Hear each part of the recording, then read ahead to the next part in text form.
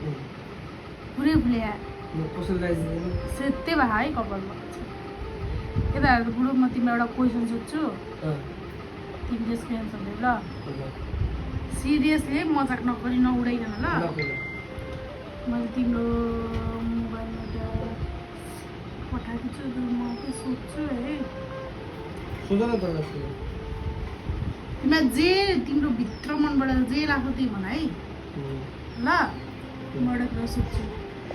म नि एक हप्तासम्म हरायो भने तिमी मलाई कुन कुरामा सबैभन्दा बढी मिस गरिदिन्छौ हरेक कुरामा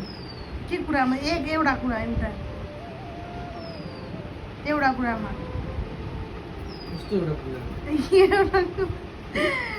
म तिमीसँग एक हप्ता भएन भने तिमी के कुरा मिस गर्छौ मेरो सबसे बढी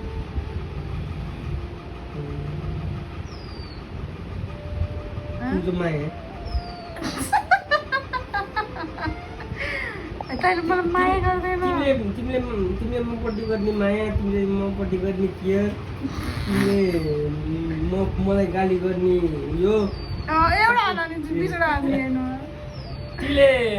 माया गर्ने फोन गर्ने काँसो बुढो भन्ने हात पुरे राख्ने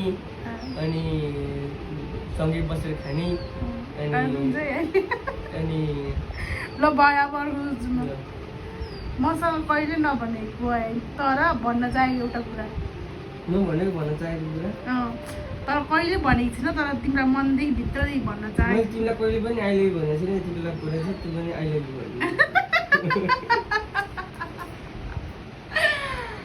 अब ल तिमीले मलाई साँच्चीकै माया गर्न थालेको क्षण कुन हो जब तिमी हाम्रो घरमा आयो सबै कुरा समाउन थाल्यो मेरो मम्मी पनि बिरामी थिए घर पनि ल्याइएको थिएँ म पनि बिग्रेर हिँडेको थिएँ त्यो तिमीबाट तिमी राम्रो के अरे लाग्यो हाम्रो सम्बन्धको एउटा कुरा परिवर्तन पाए तिमी के परिवर्तन गर्थ्यौ मैले एउटै रिसाउने तिम्रो बेलामा सर्किने बानी छ त्यो चाहिँ अलिकति कन्ट्रोल गरेँ त्यति पुग्छ मलाई केवल 3 शब्दमा वर्णन गर्नु पर्यो भने के भन्थ्यौ मेरी प्यारी बुढी के भने मैले बुझ्नुपर्छ यार अनि अर्को जन्म भयो भने फेरि मलाई नै रोज्छौ अर्को जुन लाखो जुन रोज्छु नाडो सिरियस हो लाखो हजार करोड जुनी भयो भने म तिमीलाई रोज्छु अस्ति त म बेनै बेला बेला सङ्गिन्छ अनि बेला बेला तिम्रो तेरी सनी बानी मन पर्दैन सँग सङ्गिन्छ ठिक लाग्छ त्यो सङ्गिने बानी मन पर्दैन रात अहिले बुझ्छु